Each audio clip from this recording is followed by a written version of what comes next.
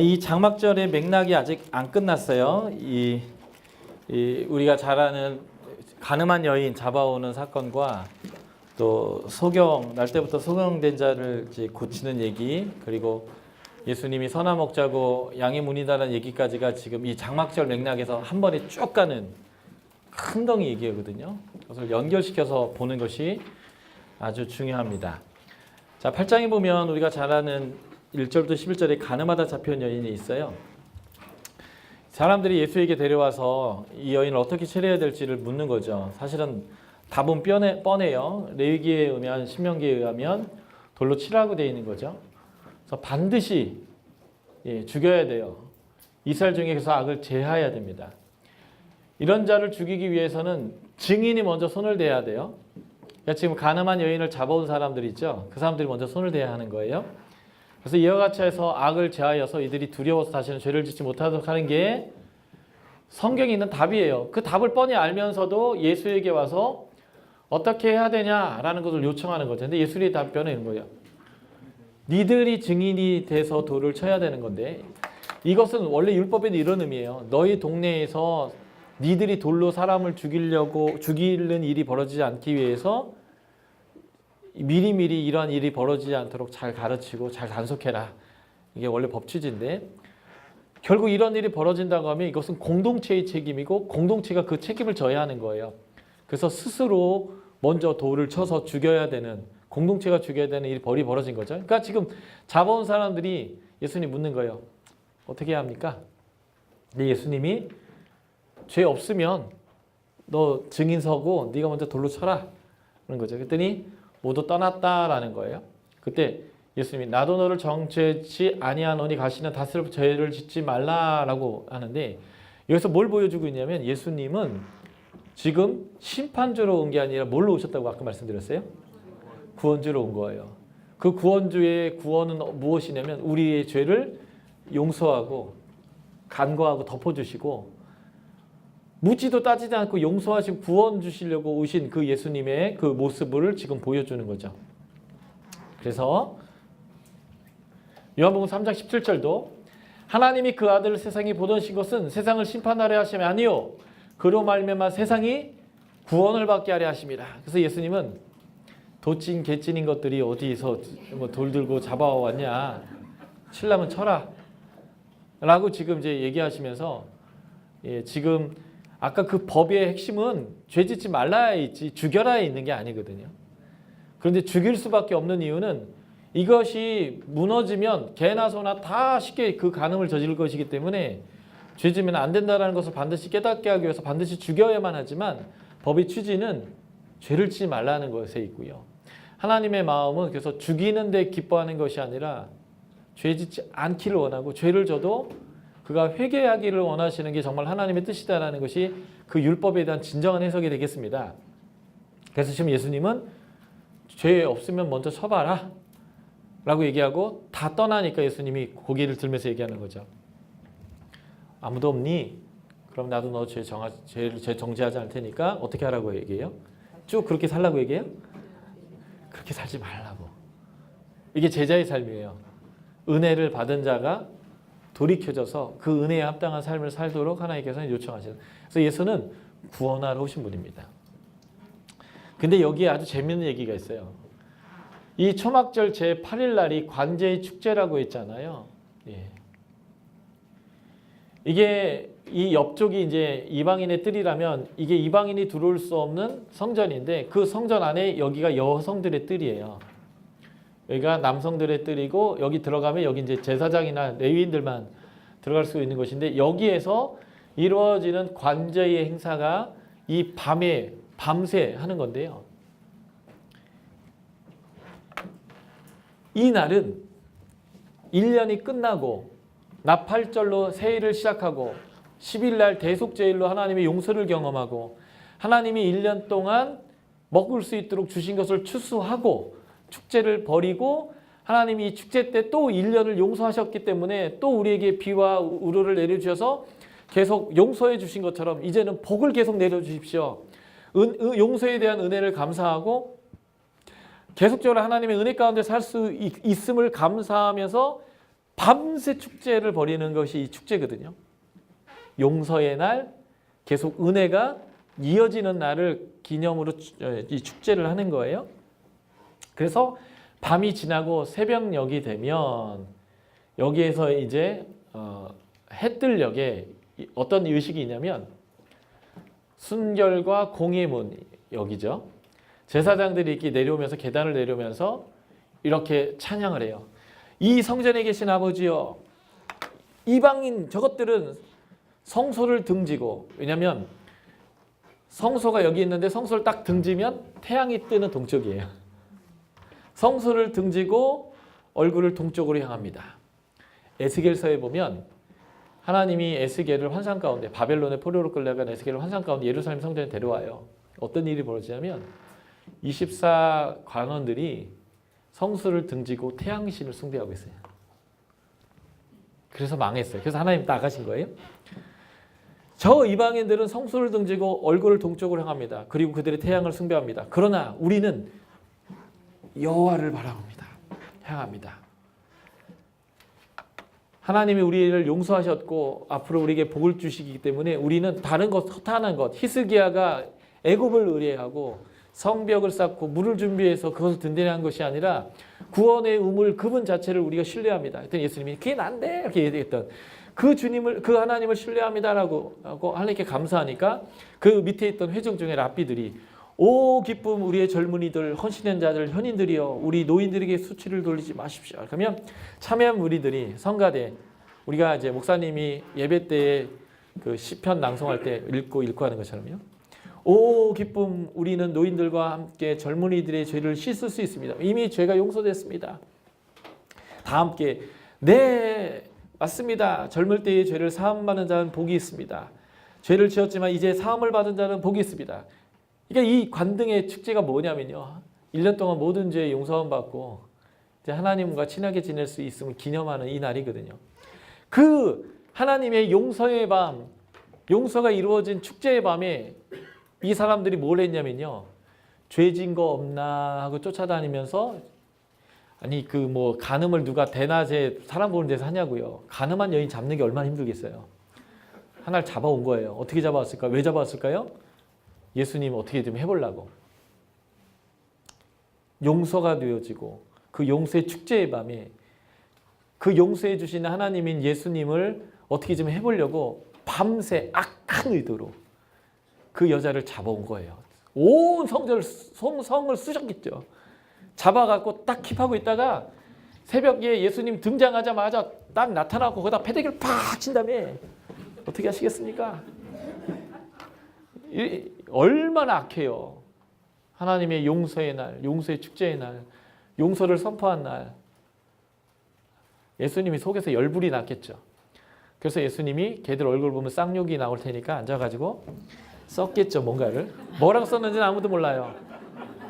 니나 잘해라, 니나 잘해라 이렇게 썼을는지 확 죽여버릴까 그냥 이렇게 썼는지 뭘 썼는지 모르지만 이러다가 자꾸 독촉하는 거예요. 본문에 보면 자꾸 어떻게 할 거냐고 뭐 독촉하니까 죄 없으면 네가 쳐 먼저.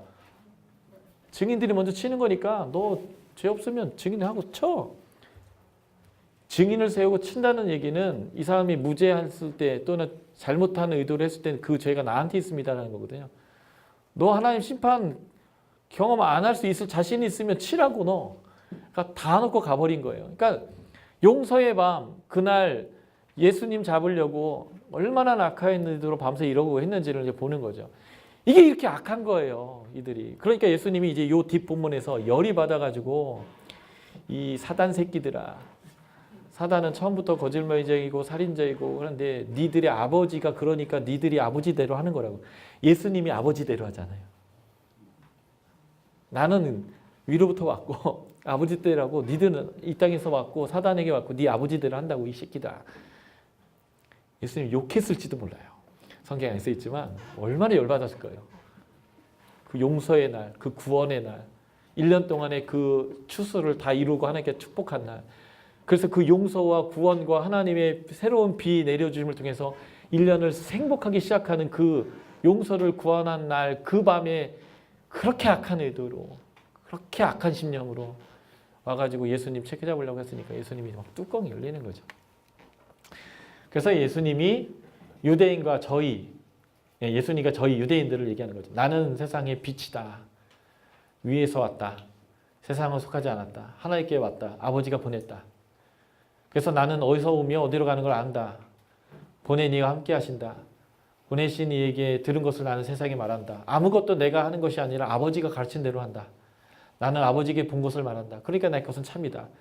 그래서 항상 하나님 기뻐하시는 일을 행할 뿐만 아니라 하나님을 알고 그의 말씀을 지킨다. 이게 굉장히 중요한 거예요. 내가 하나님 말씀을 지킨다고요.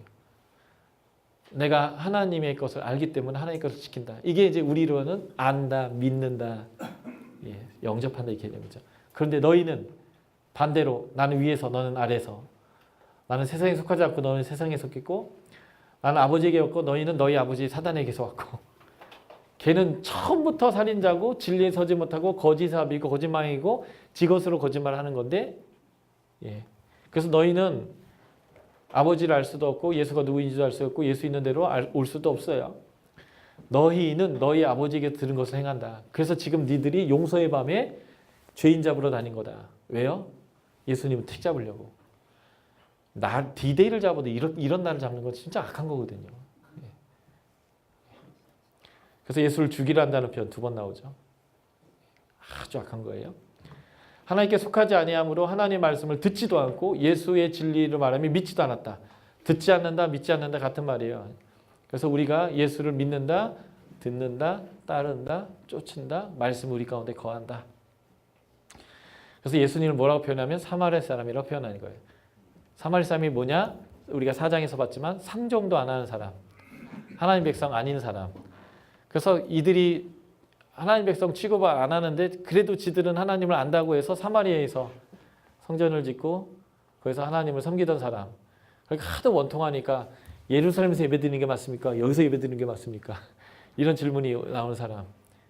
근데 예수를 사마리아 사람이라고 사람도 아니다 이렇게 이제 취급하는 거죠.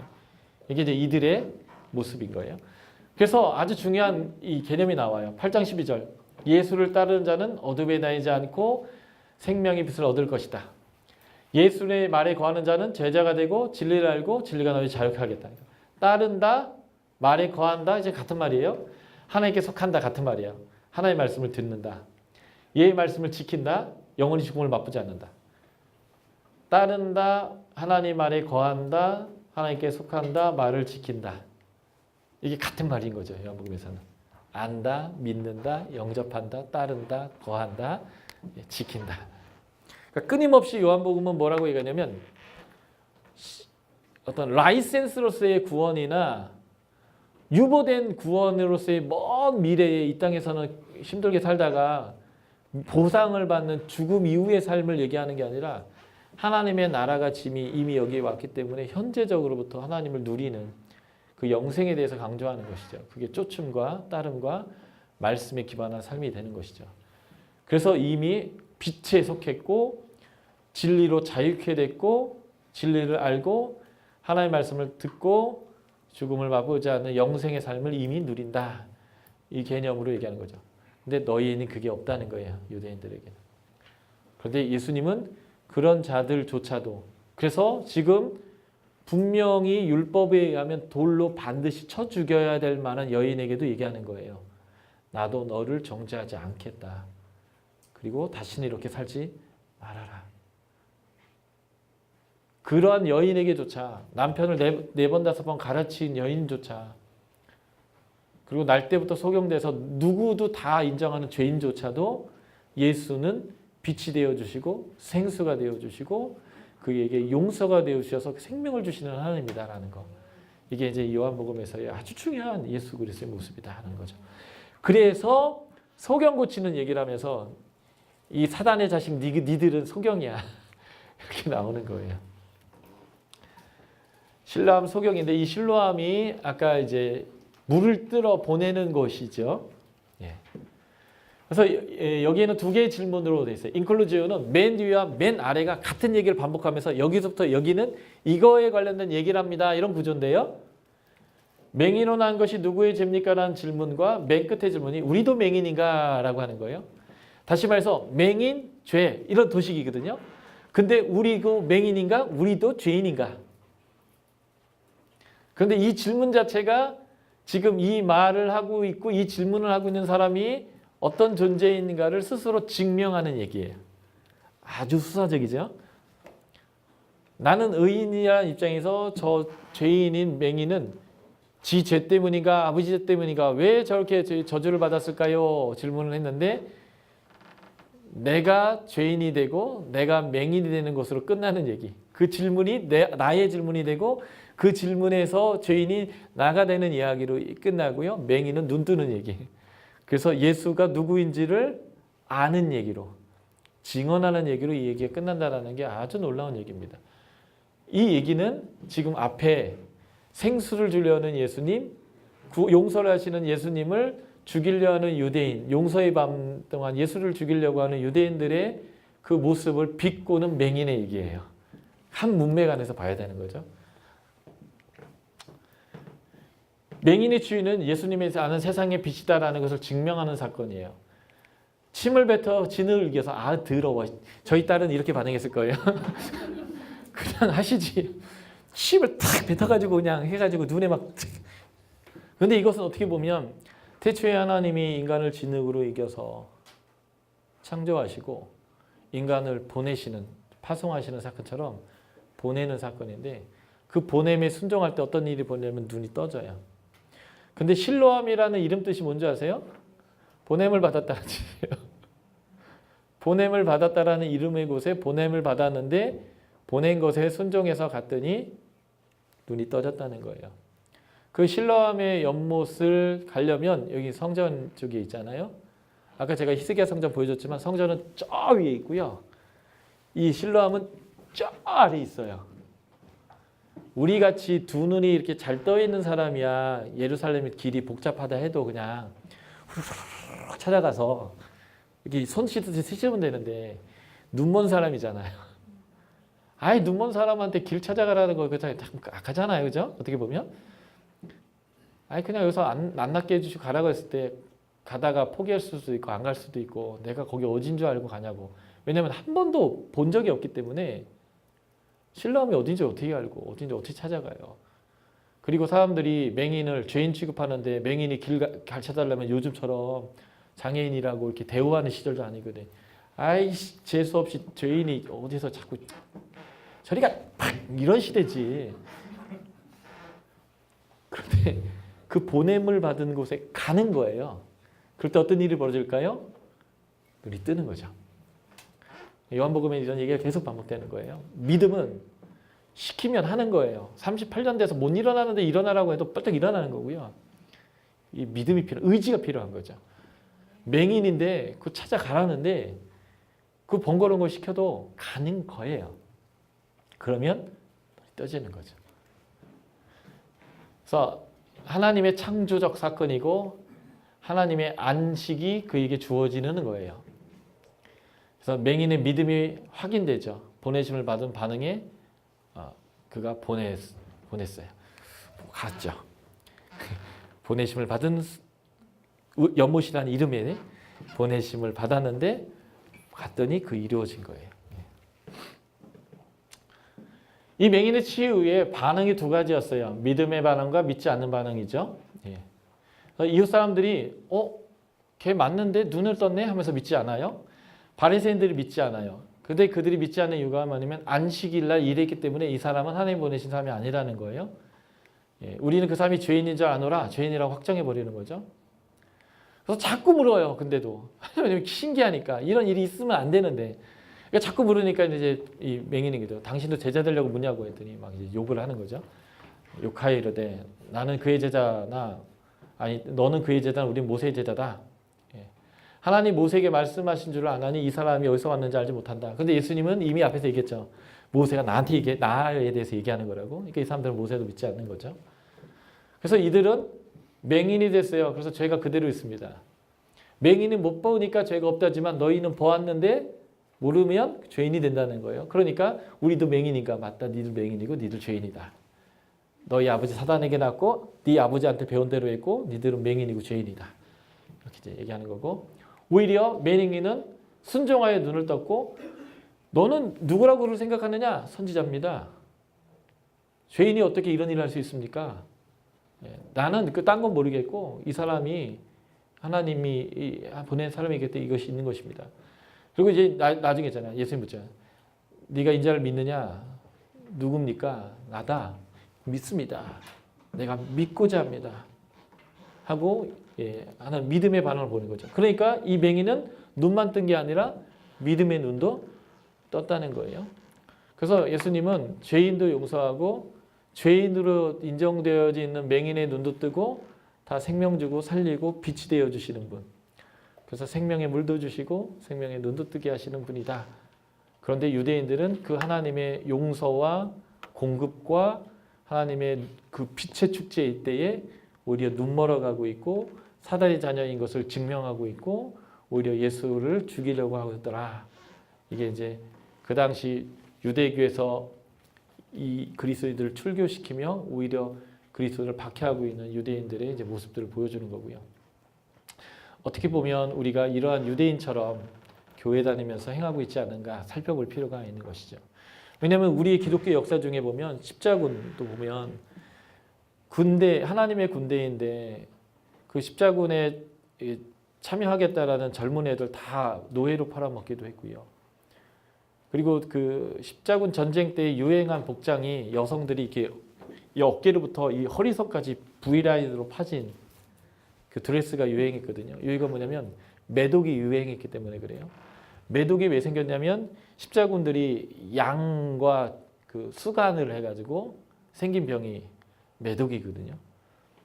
그래서 이 매독이 생기면 등에 빨간 반점이 생기기 때문에 나는 깨끗한 여자입니다를 보여주기 위한 드레스가 여기 똥꼬가 막 보일 정도로 이렇게 어깨선부터 V라인으로 파낸 그런 옷을 입은 거예요.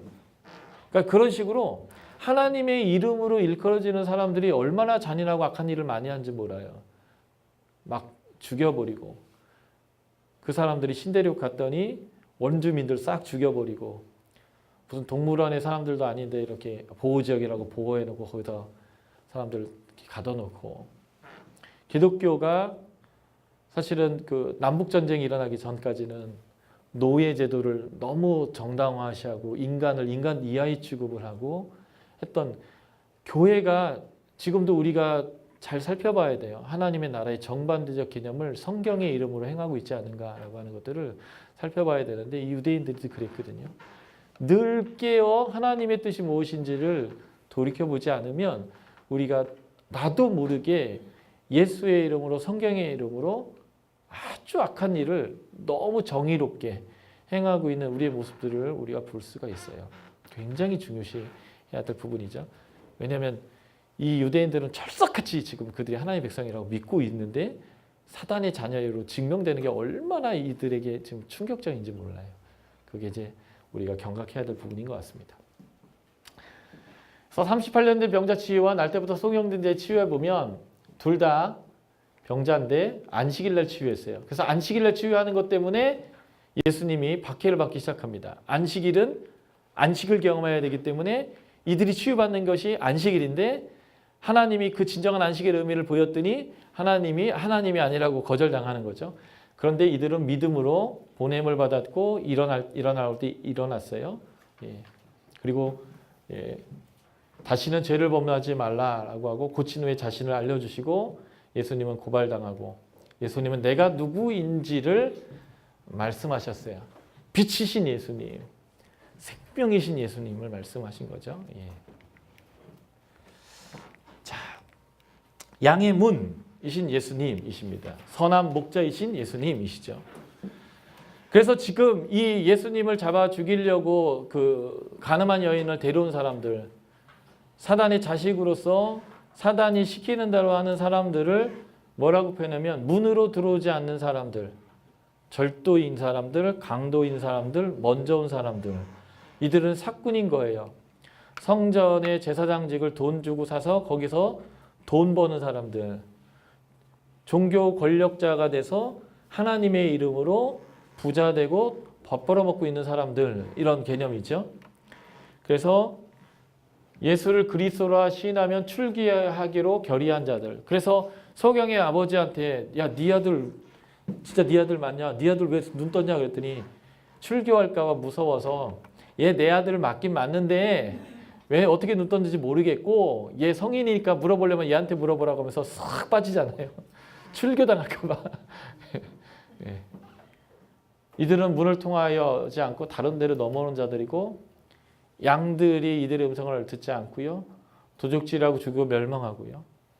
이리가 오면 양을 버리고 도망가는 사람들이에요.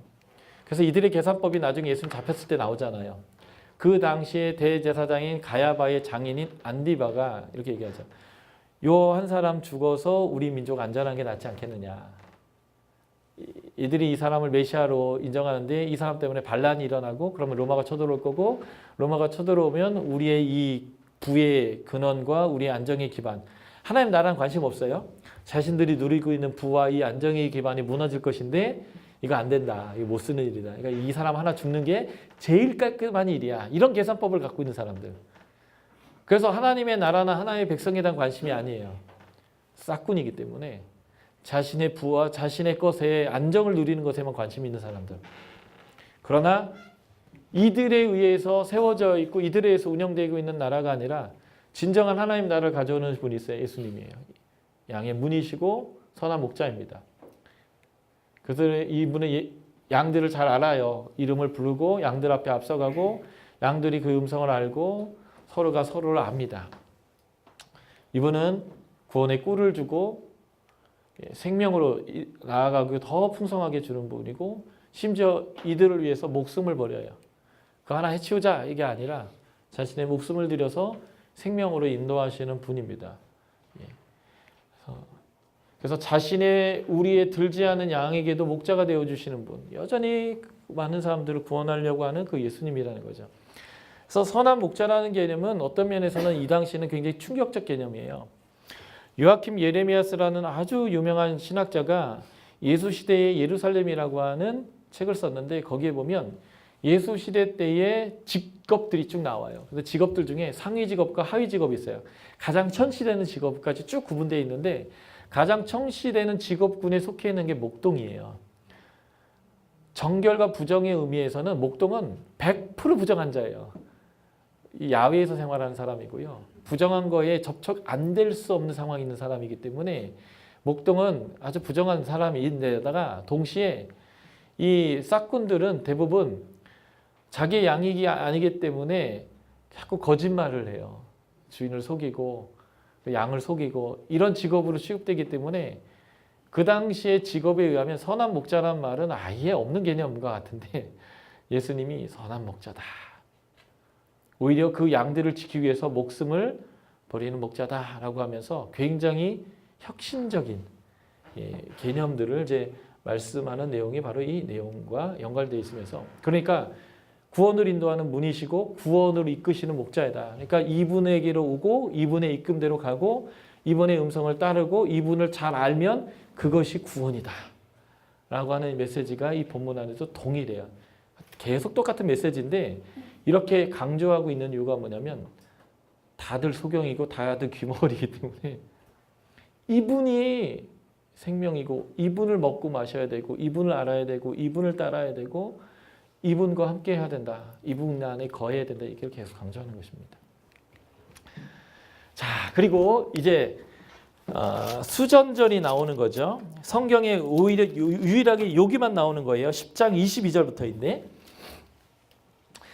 알렉산더가 세계를 제패할 때 한순간에 이 유럽으로부터 인도까지를 다 제패했는데 너무 일찍 돌아가셨어요. 30대 초반에.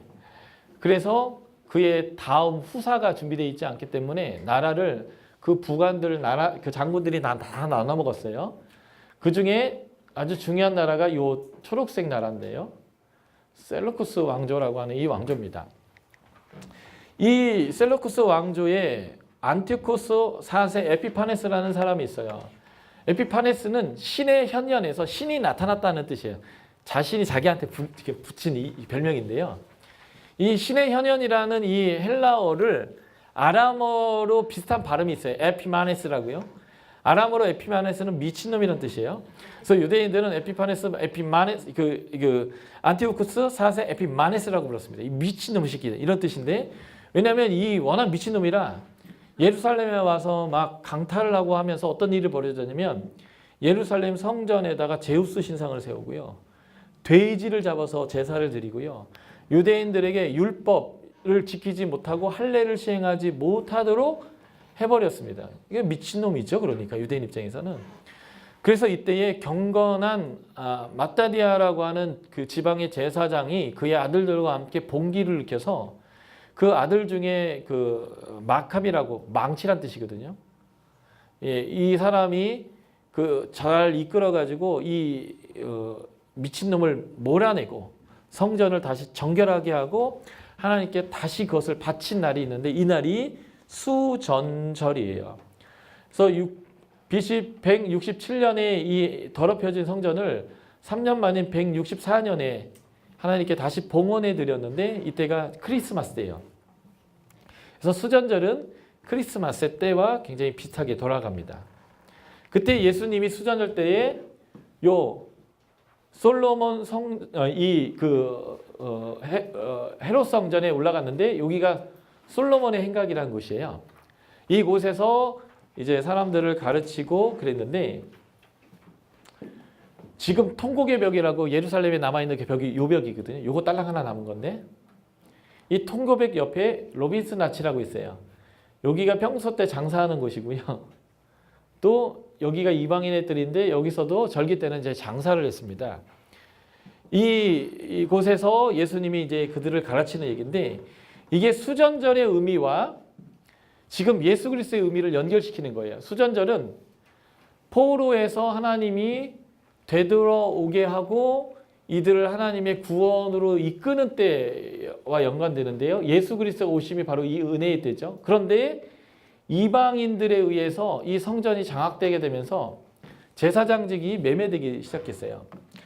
당시에 대제사장의 동생인 이 야손이라는 사람이, 내가 제사장을 하고 싶은데 형이 제사장을 하니까 너무 억울한 거예요. 그래서 이 에피마네스한테 가서, 에피마네스한테 내가 돈을 드릴 테니까 나를 제사장 시켜달라니까, 이 사람이 뭐 돈 준다는데 뭐 네가 하나 너 해 이렇게 시켰어요. 그런데 이 야손이라는 사람의 협력자인 사람이 있어요. 근데 이 협력자인 사람은 베냐민 지파예요. 이 야손은 그래도 이 제사장 가문인데, 이 메넬레오스라는 베냐민 지파의 사람을 보니까 돈 주고 사는 건데 꼭 내 이 지파만 살 수 있을까 해가지고 돈을 더 갖다 줬더니 시켜주는 거예요. 그래서 이 두 사람 사건 이후부터는 계속 돈 주고 제사장 해먹는 겁니다. 그러니까 이제 아까 얘기했던 것처럼 계속 돈 더 벌어서 계속 바치고 들여간 만큼 더 뽑아내야 되고 하는 이제 장사의 터가 되어져 버린 거죠. 성전이 타락했어요. 그랬듯이 예수님 시대에 그런 장사의 터가 된 거죠. 다 성전이 타락한 거예요. 성전이 더럽혀졌는데 안티코스 4세에 의해서 제우스 세우고 돼지피 드리고, 지금 안토니 요새를 통해서 로마가 이 성전을 지배하는 겁니다. 헤롯이 예수님 죽이려고 할 때, 아기 때 죽였던 헤롯이 죽으면서 나라를 4개로 쪼개었거든요. 그때 이 성전을 중심으로 하는 유다 지역을 점령 했던 아킬라오라는 헤롯이 있었는데, 이 사람을 로마가 쫓아냈어요. 그리고 여기를 총독을 보냈어요. 다른 지역에는 안디바라 뭐 이런 헤롯의 왕들이 다스렸는데, 유대 지역만, 여기 성전이 있는 지역만 총독이 와서 다스렸거든요. 이유 중에 하나는 이거예요. 유대에서 돈이 제일 많은 곳이에요. 그래서 거기를 장악하는데 어떻게 했냐면, 그 성전 뒤에다가 안티노 요새라는 걸 세워놓고요, 거기서 다 통제를 했는데, 어떻게 통제했냐면 대제사장이 성전에 들어갈 때 입어야 되는 옷이 안토니 요새 있어요. 그래서 제사장이 그 섬기러 갈 때마다 로마한테 가가지고요, 옷 좀 빌려주세요 가지고 입고 일하고 갖다 반납해야 되는 더럽혀진 거죠.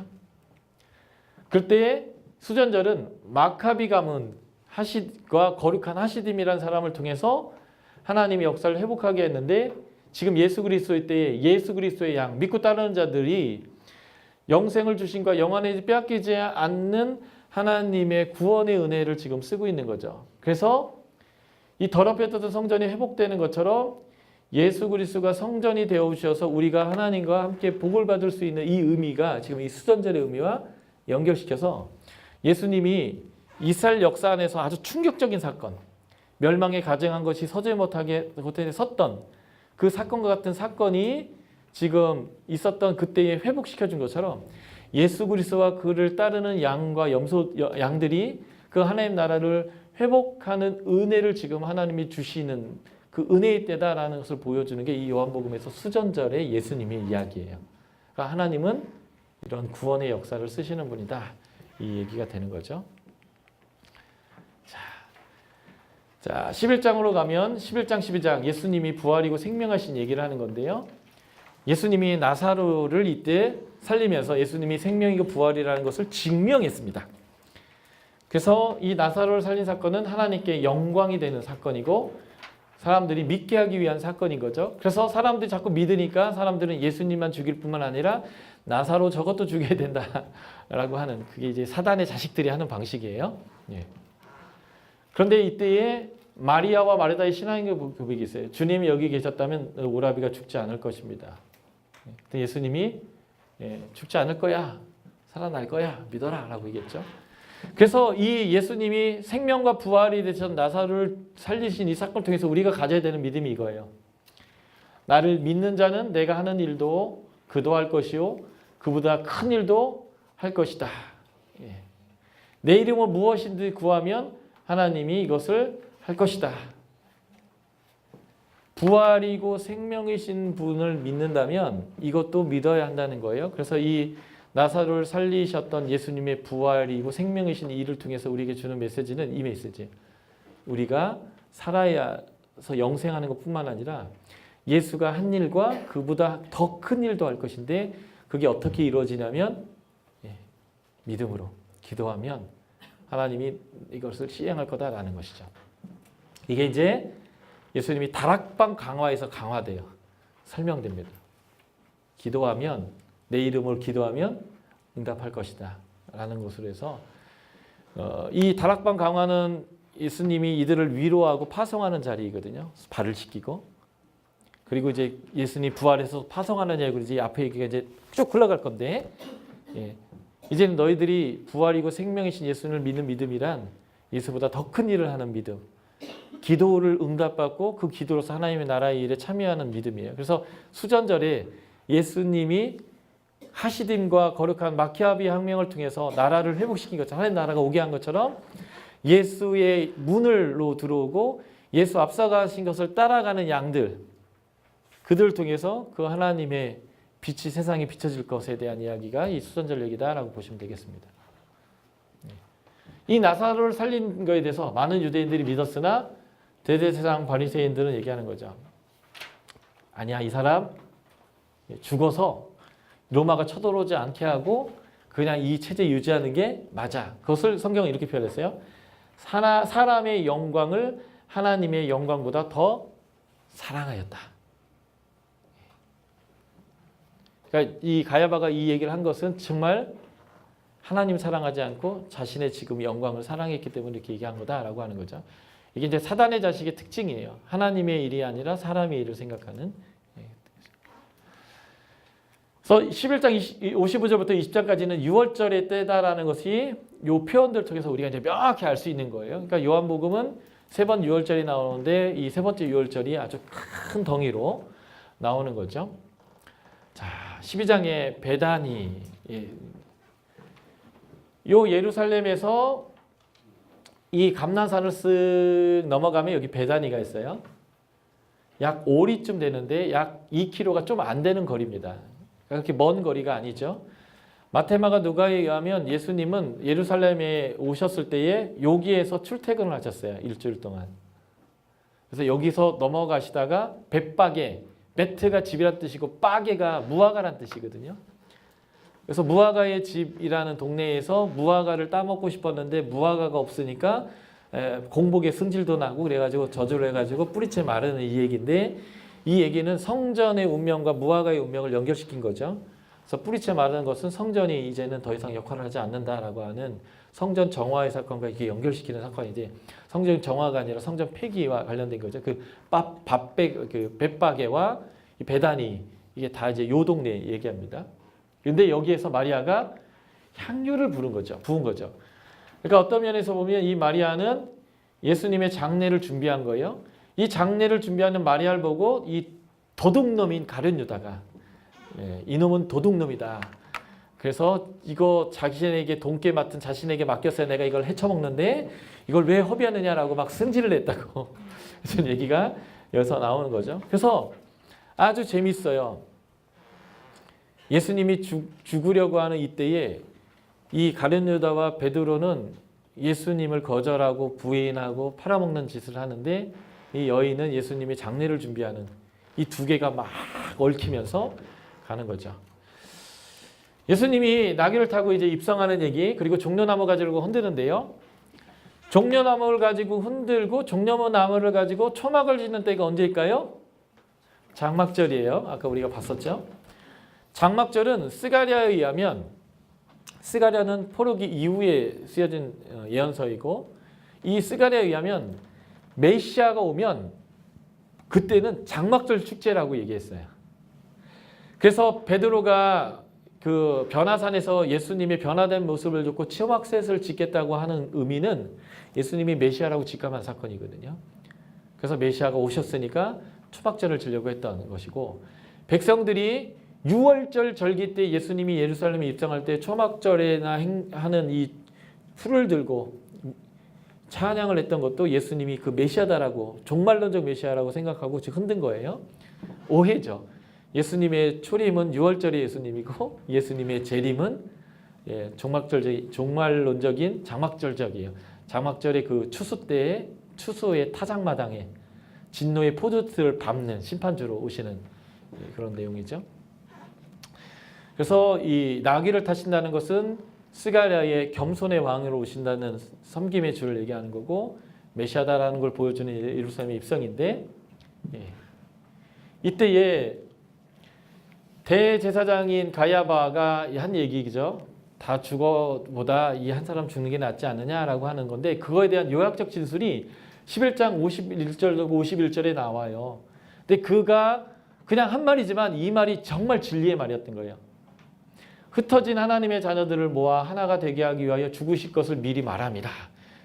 이 사람은 자기의 영광을 위해서 한 말인데, 예수님의 죽음이 모든 인류를 구원하기 위한 죽음이기 때문에 이 사람이 그렇게 말했어도 이 말이 된 거다라고 표현하는 거고요. 그래서 12장 20에서 23절을 보면 이방인들이 명절에 왔다가 예수님을 찾으니까 예수님이 그 얘기를 듣고 인자가 영광을 얻을 때가 됐다. 그러니까 예수님의 그 십자가의 사건은 단순히 그냥 유대인 죄인만을, 그래서 가늠한 여인만을 구원하는 일이 아니라 모든 인류를 위한 구원의 일로 오셨음을 이제 천명하는 얘기가 되어집니다. 그래서 이제 예루살렘에서 예수님의 논쟁과 충돌과 이런 얘기가 없이 오직 좁은 공간인 다락방에서 13장부터 17장까지 하루 저녁에 밥 먹으면서 있었던 얘기로 쭉 연결돼요.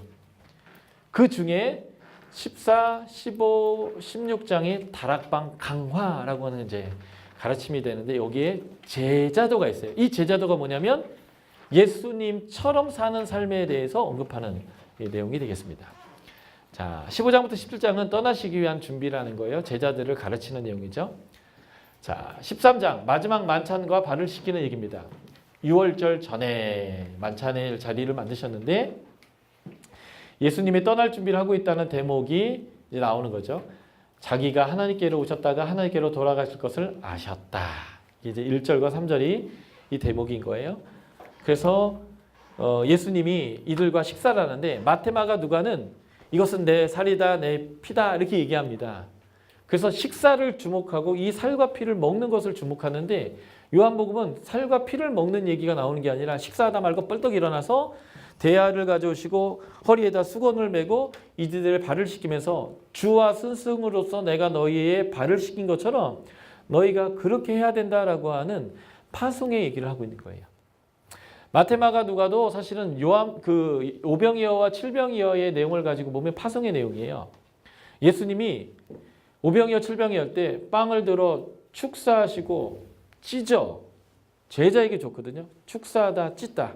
이게 그 만찬 때도 축사하시고 찢어 제자에게 주셨어요. 그래서 오병이어와 칠병이어와 만찬의 얘기는 같은 얘기예요. 그래서 지금 예수님이 이 살과 피 얘기하는 것을 요한은 정확히 알았기 때문에 요한복음 6장에서 살과 피의 얘기로 이렇게 연결시켜 주는 거거든요. 그런데 예수님이 이 상만찬과 오병이어를 연결시켰다는 것은, 오병이어는 제가 아까 말씀드렸지만 예수님이 제자들에게 빵을 줬고 제자들이 남자만 5,000명을 먹였기 때문에 제자들이 사람들을 피딩하는 얘기예요. 요한복음 21장처럼 먹여라, 먹여라. 제자들이 하나님의 제자로 훈련되고 파송되는 것인데, 어쨌든 이 의미가 있긴 하지만 기념하고 기억하는 것으로 주로 돼 있어요. 그런데 요한복음은 기억하고 기념하는 것뿐만 아니라 플러스 알파 파송을 얘기하고 있다는 거예요. 그래서 마테마가 누가의 공간복음적 성만찬과 요한복음의 성만찬을 만나야 제대로 된 성만찬 예식이 되는 거예요. 근데 요즘 성만찬 예식은 마테마가 누가적이기만 해요. 성만찬은 내가 예수의 제자인 것을 기억하고 예수의 제자로 내가 각인되고 내가 그것을 확인하는 것을 넘어서서 예수의 제자로 살도록 파송하는 파송식이 성만찬이어야 합니다. 두 개가 다 만나야 제대로 된 성만찬이에요. 그래서 성만찬의 의미가 뭔지 아세요? 예수의 살과 피를 먹어야 된다는 거예요. 우리가 밥을 먹으면 힘이 나잖아요. 그 밥심으로 사는 거거든요. 그러니까 예수님의 살과 피를 먹도록 빵과 포도주로 연결시키는 이유 뭐냐면요. 예수 씹어먹고 예수 소화해서 예수의 능력으로 살라는 의미이기 때문에 성만찬은 반드시 파송의 의미가 있어요. 그래서 저희가 하는 성만찬에서 이 파송의 의미까지를 강화하시는 게 우리 목사님들이 꼭 하셔야 될 일입니다. 특별히 성만찬은 밥하고 연결시켰어요. 아주 세속적이고 누구나 하는 일이 밥 먹는 일이에요. 하루에 몇 번. 근데 하루에 누구나 하는 몇 번 먹는 밥 먹는 얘기가 내가 하나님 백성이라는 것을 깨닫게 하는 사건이에요. 이게 놀라운 거예요. 1년에 2번 뭔가 특별한 예식을 통해서 하나님의 백성이라는 걸 기억하는 게 아니고요.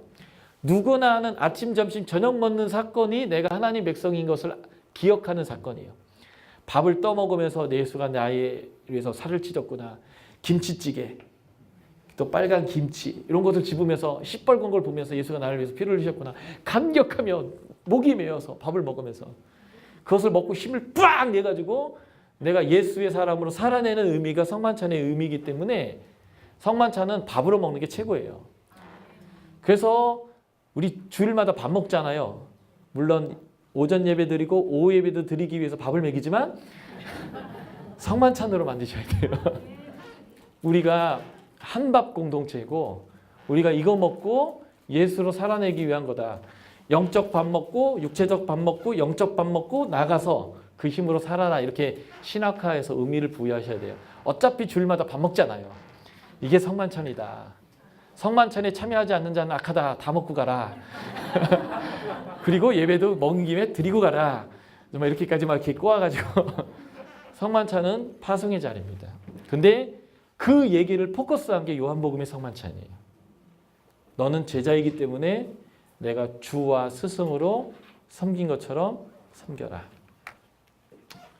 그게 이제 요한복음의 성만찬이다라고 보시면 되겠고요. 요한복음 10장은 이렇게 돼 있어요. 하나님이 예수님을 보냈어요. 근데 예수님이 그 제자들을 보내는 거예요. 그래서 예수님의 본이 뭐냐면 선생으로서 주로서 발을 씻기는 모습으로 보내니까 너희가 이렇게 하라는 거죠. 그때 예수님은 어떻게 했는가? 이들을 보내는데 이들을 사랑하되 끝까지 사랑했다는 거예요. 왜 끝까지 사랑할 수밖에 없냐면 이 이야기 안에 두 제자의 배도의 얘기가 있기 때문에 그래요. 네가 나 팔아먹을 거야. 너는 나 3번 부인할 거야. 그래도 나는 너희를 끝까지 사랑하는 거예요. 그래서 끝까지 사랑하기 때문에 밥 먹으면서 다시 확인시키고 그들을 위해서 다시 가르치고 다시 그들을 위해서 중보기도 하는 내용까지의 5장이 그 밥 먹는 자리에서 행해지는 거예요. 나는 이제 떠날 건데 이것들 얘는 나 부인할 거고 얘는 3번 날 팔아먹을 거고 막 그럴 건데 이것들 다 도망갈 건데 그래도 이들을 끝까지 사랑하고 끝까지 이들이 하나님의 백성으로 살아내도록 하는 예수의 사랑을 보여주는 거죠. 그래서 가룟 유다 베드로, 너 나 팔 거야? 너 나 3번 부인할 거야? 이 말은 반드시 그래라 라는 얘기일까요? 지금이라도 돌이키란 말일까요? 돌이키란 말이에요. 그래서 예수님이 누구야 하는데 가룟 유다는 아는데도 아닌 척하니까 내가 떡 주는 자가 얘야. 그래서 너 이렇게. 그러면 거기서 팍 회개해야 되는데 쓱 나가버리잖아요. 이씨 팔아버려야지. 닭 울기 전에 3번 그럴 거야. 이거 다 회개하라고 마지막 기회를 주는 건데요. 둘 다 때를 놓치거든요. 예. 하나는 배도하고 근데 하나는 부인하는데요. 근데 얘는 사도가 되고 얘는 죽어버려요. 어쨌든 다 도찐개찐 다 죄인이기 때문에 예수님은 끝까지 사랑하기 때문에 포기 안 하니까 나만 포기 안 하면 나는 영생을 얻게 돼 있어요. 3번 부인하고 저주해도 주님은 끝까지 사랑한다고요. 지금 끝까지 사랑하는 예수 얘기를 하고 계시고요. 그래서 끝까지 포기하지 말고 예수에게 돌아오면 사도가 되는 겁니다. 예수를 3번이나 저주하고 부인한 그런 것도 사도가 되는데 뭐 우리야 뭐 더 큰 일을 할 수 있을 거예요. 그죠? 그런 얘기와 같은 이들을 하나님이 나를 보낸 것처럼 이들을 보내는데 끝까지 사랑하셔서 이들이 배도하지 않도록 얘기하지만 배도해도 끝까지 살아가는 얘기가 여기 담겨 있는 거죠. 그래서 14장으로 가면 이 식사 자리 이후에 예수님이 떠나실 예수님이 그들을 위로하는 거예요. 근심하지 마라. 내가 너희의 초소를 예배하러 간다. 그러면서 이제 이들을 이제 위로하는 얘기가 나와요. 예수님이 하나님을 사랑합니다. 그 사랑하는 내용이 뭔지 아세요? 아버지가 명한 대로 행하는 게 사랑입니다. 그러니까 우리가 예수님 사랑한다는 거, 우리가 하나님 사랑한다는 건 뭔지 아세요? 감정의 상태 아니에요. 예수의 가치가 내 가치 되게 하고 예수의 방법이 내 방법 하게 되는 사람을 뭐라고 얘기하냐면 너 나 사랑한다라고 예수님이 얘기하는 거예요. 이게 제가 계속 강조하고 싶은 요한의 메시지예요. 따름이죠. 그래서 예수님은 제자를 사랑합니다. 그래서 그에게 나타나고 그를 돕는 성령님 보혜사를 주시고 그와 거처를 함께 하시는 게 예수님의 사랑이에요. 그렇기 때문에 이 제자가 예수를 사랑한다는 것은 계명을 지키는 겁니다. 3번 나오는 거예요. 15, 21, 23절. 예수의 말씀을 지키는 거 이게 제자의 사랑이에요. 예수님이 하나님을 사랑할 때 그렇게 했기 때문에 제자가 예수의 사랑을 받았다면 어떻게 사랑해야 되냐면 예수의 말을 지켜야 돼요. 그리고 예수님이 가는 게 기뻐야 됩니다. 왜요? 하나님 뜻이니까. 하나님 뜻이 이루어지는 게 우리의 기쁨이어야 됩니까? 아니어야 합니까? 제사장들처럼 이거 하나 죽어서 우리 평안한 거 사람의 영광을 하나님의 영광보다 더 생각해야 됩니까? 하나님 뜻대로 예수님이 죽으시고 하나님께 가는 게 하나님 뜻이 이루어지는 게 우리는 예수 없이 살 것 같은 불안감 중에서라도 예수의 가심을 기뻐해야 하는 거냐.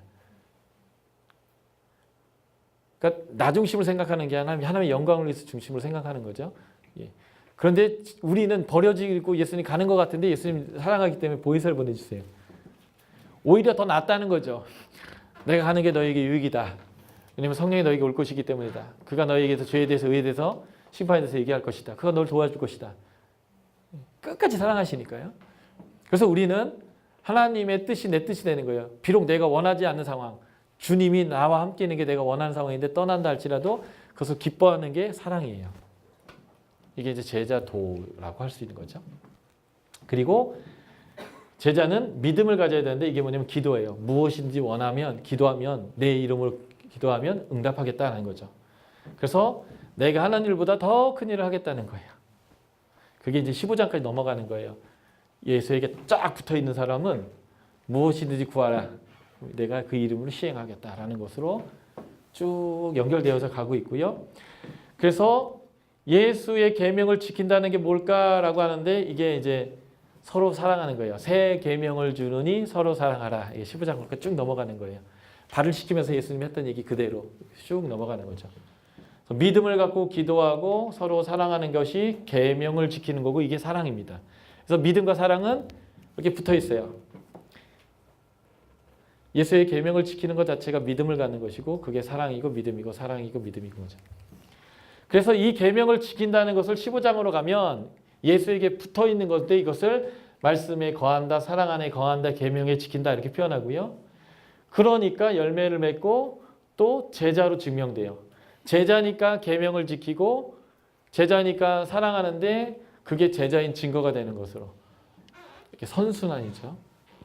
이게 이제 15장까지의 내용으로 이제 14장부터 쭉 흘러가는 이제 메시지여서 복잡한 게 없어요. 예수 사랑받았지? 그러면 그 사랑받은 자로 예수 사랑하는 거야? 그 사랑한다는 것은 말씀을 지키는 거야? 말씀을 지키면 열매가 맺혀지는 거야? 그러면 네가 제자인 것이 증명되는 거야? 그러면 사람들이 너를 보고 내 제자인 줄 알 것이고 그리고 내게 영광이 될 것이고 그들이 제자가 되고 싶어 할 거야. 사람들이 너를 제자로 인정할 거야. 근데 그 제자는 예수보다 더 큰 일을 할 거야. 기도하면 되는 거야. 그 기도로 하나님께서 이루어낼 거야. 그래서 사람들이 네가 내 제자인지 아닌지를 뭐로 알까? 네가 사랑하면 알 거야.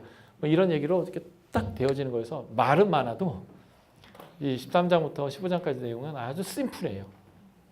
근데 이 비결이 이겁니다. 요한복음 14장 20절 내용인데 하나님 안에 예수가 있는 것처럼 네가 내 안에 있으면 된다는 거예요. 요 얘기를 그림으로 그려낸 게 15장의 포도나무와 가지예요. 하나님 안에 예수가 있다는 것은 말씀대로 사는 것이기 때문에 예수 안에 네가 있다는 것, 네가 내 안에 내가 너 안에 있다라고 하는 것은 내 말씀대로 사는 거야. 믿음은 그래서 알고 영접하고 순종하고 따르고 말씀에 거하는 거야. 말씀 안 읽으면서 예수 사랑한다고 얘기하지 말라는 거죠. 성경책을 수면제로만 사용하는 것, 그리고 비계로 사용하는 것, 다 선한데 그 이상의 용도가 있다는 거예요. 주의 말씀을 비고 평안을 누리는 것 좋아요. 하나님이 사랑하신 에게 잠을 주니까 말씀을 통해서 때로는 불면증 있는 사람 잠을 자는 것 좋아요. 근데 그 이상의 의미로 하나님께서 우리에게 주셨으니까 그 이상의 의미로 살라는 거예요. 예수를 알고 예수 안에 거하여서 예수처럼 살아내는 것이라는 거죠. 그래서 15장은 떠나실 예수님의 명령이에요. 예수님이 떠나시면서 이들에게 제자를 가르치면서 그러니까 네가 제자로 사는 방법은 이거야. 내 안에 거하라. 나의 사랑 안에 거하라. 나를 떠나서는 너희가 아무것도 할 수 없다. 그래서 포도나무에 붙어있지 않으면 열매 없고 제거해버리고 불사러지지만 예수 안에 거하면 열매를 맺고 그러면 하나님이 더 깨끗하게 하실 것이고 무엇이든지 구하면 이루어질 것이고 제자가 될 것이기 때문에 아버지께 영광이 될 것이다. 아주 심플하게 가는 거죠. 이게 나를 사랑하는 거야. 이게 내 안에 거하는 거야. 라고 얘기하고 그래서 세상이 하나님을 알지 못하기 때문에 미워하고 세상이 예수를 알지 못하기 때문에 미워하고 박해하듯이 세상이 너를 박해하고 미워할 거야. 그러니까 네가 박해받고 너를 세상이 미워하는 거 이상한 일이 아니고 잘하는 거야. 그런데 세상이 예수가 이들을 용서하고 구원하러 오셨기 때문에 회개하고 예수를 받아들이는 사람들이 있잖아요. 그것처럼 너희의 말을 지키는 사람이 있을 거라는 거예요.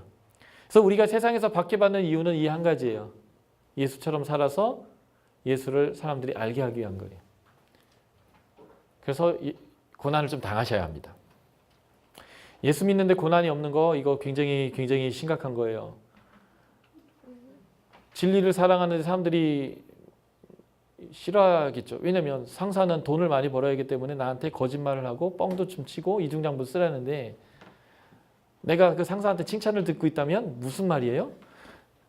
진리대로 행하고 있지 않다는 거거든요. 보통 세상 사람들은 우리에게 거짓말을 하라지 진짜 말하라고 얘기 안 해요. 우리가 택시를 타면 우리 급하면 뭐라고 요청합니까? 신호 위반해서라도 좀 빨리 가주세요 이렇게 하잖아요. 그럼 택시 회사가 돈을 받기 위해서 칭찬받기 위해서 어떻게 해야 돼요? 막 무시하고 가잖아요. 세상은 보통 우리에게 착한 일을 요구하지 않고요. 악한 일을 요구하거든요. 그런데 그 세상 사람들부터 칭찬받고 있다면 그거는 사실 우리가 어떻게 살고 있다는 것을 증명하는 거거든요. 때로는 우리가 세상의 칭찬도 듣지만 욕도 들어먹어야 돼요. 욕 들어먹어야 진짜 잘 사는 거거든요. 근데 그것이 당연하다고 지금 말씀하시는 거예요. 그런데 그 욕 들어먹는 그 당연한 삶에서 그 박해 가운데라도 선이 무엇인지 알아서 선을 선택하면 세상이 예수를 알게 될 것이다. 이게 이제 제자의 삶이에요. 그래서 그 제자의 삶을 살아낼 수 있도록 보혜사 성령이 오시는 거예요. 그래서 예수님이 그렇게 하시는 거죠. 그래서 예수님은 16장에서 보혜사 성령님을 약속하십니다. 내가 떠나는 것이 너에게 유익이다. 나를 못 보겠지만 내가 아버지로 가는 것이고 다시 세상을 떠나 아버지에게 갈 것이다. 그런데 내가 이 얘기를 왜 하냐면 이게 인클루즈예요. 실족하지 않게 하기 위해서 실족하게 않게 하기 위한 거예요.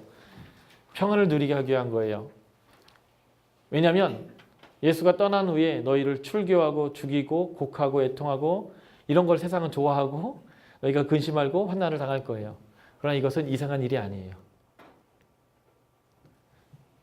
그러나 예수를 다시 볼 때에 너희는 기뻐할 것이고 그 기쁨을 빼앗을 자가 없을 거예요. 그렇기 때문에 이것으로 인해서 너희가 이 일을 당할 것이지만 실족하지 마라. 이건 너무 당연한 일이다. 이런 일이 왔을 때 아우 내가 예수 믿고 복 받을 줄 알았더니 똥마발르네. 내가 예수 괜히 믿었나? 이러지 말라는 거예요. 네가 제자의 진 거예요. 그런 어려움을 당한다는 것은요. 사도행전에 보세요. 예수의 이름으로 매맞잖아요. 예. 그렇지만 예수님이 위로하는 것이죠. 예. 조금만 있으면 나를 볼 것이다. 보혜사 성령을 내가 보낼 것이다. 내 이름을 구한다면 너희가 받을 것이다. 내가 세상을 이겼다. 너희도 이길 것이다. 예. 그러면서 성령이 어떤 분인지 쭉 설명해요. 돕는 자다. 진리의 성령이다. 그가 오실 거다. 내가 보내는 영이다. 스스로 말하지 않고 내가 하나님에게서 들은 것을 말하듯이 그렇게 말할 것이다. 예. 영원토록 제자들과 함께 그들 속에 있을 것이다. 제자와 함께 그 안에 거하는데 세상은 그걸 알 수도 없을 것이다. 너희가 갖는 특권이다 라고 하면서 박해 가운데 우리가 그것을 능히 이길 수 있는 이유가 무엇인가? 그것이 바로 성령이다 라는 것이고요. 이 성령은 오셔서 증언해 주실 거예요. 그리고 죄에 대해서 심판에 대해서 말씀해 주실 거예요. 진리 가운데 인도할 것이고 우리에게 장래일을 말하실 것이고 예수의 영광을 나타내시고 예수의 것으로 우리에게 알릴 것입니다. 그러므로 우리가 실족하지 않을 수 있어요. 우리는 이긴 자이고 그 빼앗기지 않는 생명을 가질 것이고 영원한 것들을 누릴 것이기 때문에 지금도 누리지만 영원히 누릴 것이기 때문에 그렇죠. 그래서 예수님이 떠나면서 너무 걱정되니까 지금 위로하고 격려하면서 27장에서 이제 기도하는 거예요. 하나님, 이들을 위해서 기도합니다.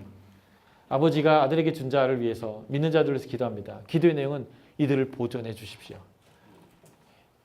그 보존의 모습이 뭐냐면 예수와 하나님이 하나인 것처럼 그들이 하나 되게 해주십시오.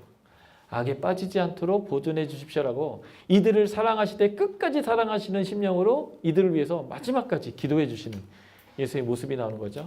보존의 목적이 뭔지 아세요?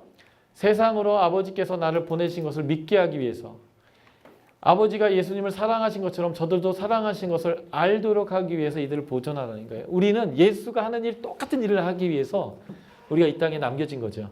그래서 하나님은 이들을 보존하실 거라고 예수님이 얘기하는 거예요.